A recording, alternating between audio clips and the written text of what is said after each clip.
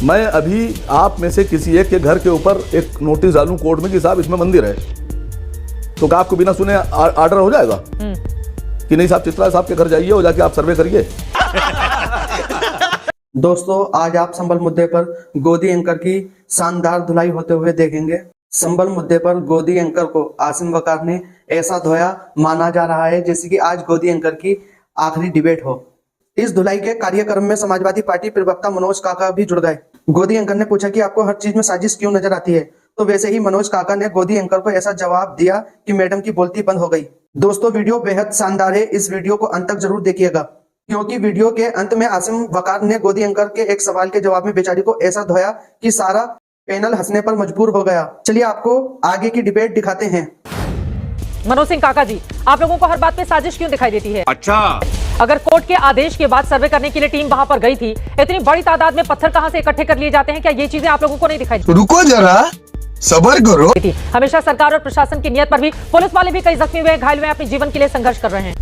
नहीं चित्रा, आपका सवाल बिल्कुल जायज है कि इतने पत्थर कहां से आ गए। जो सवालों का पत्थर आप हमारी तरफ और समाजवादी पार्टी की तरफ फेंक रही हैं, वही सवाल के पत्थर बेहतर होता कि योगी आदित्यनाथ की तरफ फेंका जाता कि इतने पत्थर कहां से आ गए। अगर इतने आतंकी और इतने फिरका परस्त लोग हमारे ही मुल्क में और उत्तर प्रदेश में कहां से आ जा रहे हैं, और योगी आदित्यनाथ से सवाल किया जाना चाहिए कि क्या योगी आदित्यनाथ, जिस तरह हमसे सवाल किया गया कि क्या हमारे सांसद का वहां हाथ है, यह सवाल किया जाना चाहिए कि क्या योगी आदित्यनाथ उत्तर प्रदेश की कानून व्यवस्था दुरुस्त करने में, उसको संभालने में फेल है? हाँ, फेल है। जिस योगी आदित्यनाथ की पुलिस लोगों को मतदान करने से रोकने के लिए पिस्तौल चलाती हो, गोली चलाती हो, उसी योगी आदित्यनाथ की पुलिस ने अब लोगों पे गोली इसलिए चला रही है क्योंकि योगी आदित्यनाथ की जो यूएसपी है वो हम आप सभी जानते हैं। जब जो सरकार इतना जल्दी में सर्वे करा रही, जिस सरकार में अपराधियों को पकड़ने में कई महीनों लग जाते हैं, जिस सरकार में एक बीएचयू के बेटी के साथ बर्बरता हुई और उस बेटी ने कोर्ट में कहा कि अभी तक पुलिस ने अपनी रिपोर्ट नहीं फाइल की, जिसके वजह से उसे न्याय नहीं मिल रहा, वो सरकार में धार्मिक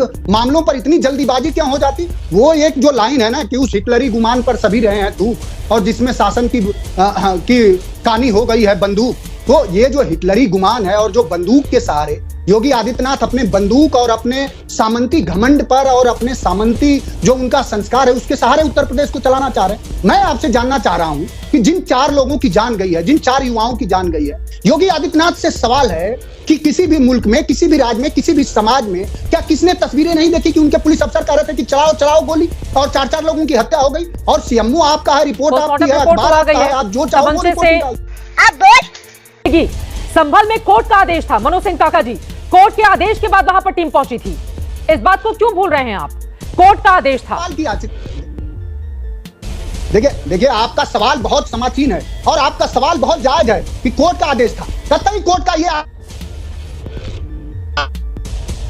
उसी पुलिस अफसर, मैं समझता हूं कि सारे बयानों को जो आपको समग्रता के आधार पर पढ़ना चाहिए, उसी पुलिस अफसर ने एक बयान दिया है और वहां के कमिश्नर ने बयान दिया है कि नहीं, शुरू में किसी तरह की कोई अव्यवस्था नहीं फैली। तो जब एक बार सर्वे हो गया, दूसरी बार जब आप किसी के धार्मिक स्थल में ये जाएंगे, वहां धार्मिक उन्माद फैलाने की पूरी सरकार की साजिश थी। मैं तो आरोप लगा रहा हूं कि वहां पत्थर और जो कुछ भी आया वो सरकार फेल थी, सरकार की कानून व्यवस्था फेल थी, और सरकार चाहती है कि इस तरह की जो तस्वीरें आप दिखा रही हैं, मैं समझता हूं कि सिर्फ उसमें पत्थर ही नहीं दिख रहा, उस तस्वीरों में पुलिस गोली चलाते हुए भी दिख रही है। उन पर भी सवाल खड़े करा जाए। और क्या सरकार इतनी फेल है कि उसके जहां वो सर्वे करने जाती है, उस जगह का, उस स्थिति का और उस जगह के कानून व्यवस्था का सर्वे नहीं कर पाती है?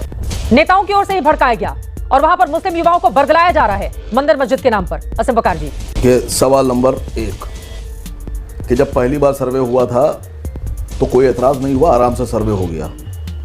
सवाल नंबर 2 कि जज साहब ने बिना अपोजिशन को, मस्जिद पक्ष को सुने इतना बड़ा फैसला क्यों ले लिया? क्या जज साहब ने जब पढ़ाई की होगी तो क्या उसमें उनको ये पढ़ाया गया होगा कि एक ही पक्ष को सुनकर आप फैसला ले लीजिएगा इतना बड़ा? अगर ऐसा है तो मुझे बता दीजिए, मैं अपने अल्फाज वापस ले लूंगा। मैंने कानून की पढ़ाई नहीं की है। पूरे देश में ये चर्चा है कि सिर्फ एक पक्ष को सुनने के बाद जल्दबाजी में आपने सर्वे का ऑर्डर दे दिया। सवाल नंबर 3 बहुत गौर से सुनिएगा। सुबह 5:30 बजे 6 बजे आप कुछ लोगों को लेकर चले जाएंगे नारे लगाते हुए सर्वे करने के लिए। किस बात की जल्दी थी? कौन सी ऐसी जल्दी थी? भाई बात समझिए, देश संविधान से चलेगा, किसी की अपनी जाति मानसिकता से नहीं चलेगा। अरे तो ये पत्थरबाजी करने वाले लोग संविधान से चलते हैं क्या? पत्थर कहां से आते हैं इतनी बड़ी तादाद में? कौन लोग हैं ये? और अगर किसी की छत पर पहुंचकर पुलिस जांच करने लगे तो फिर नेताजी सामने आ जाते हैं विरोध करने के लिए। पुलिस वालों पर, जो वर्दीधारी पुलिस वाले होते हैं, उनके ऊपर पत्थर फेंकने की हिम्मत कहां से आती है? यही मेरा सवाल है। वो तो सर्वे करने के लिए ड्यूटी निभाने गए थे, उनको कोर्ट ने आदेश दिया था। आसिम वकार जी, अरे मेरी बात तो पूरी हो जाने दीजिए। मैं अभी आप में से किसी एक के घर के ऊपर एक नोटिस डालूं कोर्ट में कि साहब इसमें मंदिर है, तो क्या आपको बिना सुने ऑर्डर हो जाएगा कि नहीं साहब चित्रा साहब के घर जाइए और जाके आप सर्वे करिए? मैडम आप पत्रकारिता में हैं और हम सियासत में हैं। हम दोनों का बड़ा गहरा रिश्ता है क्या कि जो पॉलिटिशियंस करता है वही पत्रकार कहता है। अब मसला यह है कि पहले उकसाओ, हालात बनाओ, भड़काओ, उसके बाद में आरोप लगाओ, फिर एफआईआर कराओ, सब खुद ही करो, दूसरे पक्ष को फंसाओ। मैडम समझिए, पहले ये होता था, एक कहावत थी बुजुर्गों की, जैसा राजा वैसी प्रजा। मतलब अगर राजा खराब तो प्रजा खराब। आज कहावत बदल गई है मैडम, जैसी प्रजा वैसा राजा। आप इस बात की गहराई को समझिए जो मैं कह रहा हूं।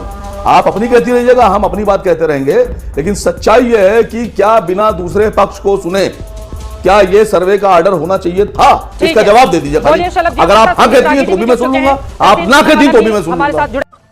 मुझे अपने घर जाना है। मुझे घर जाना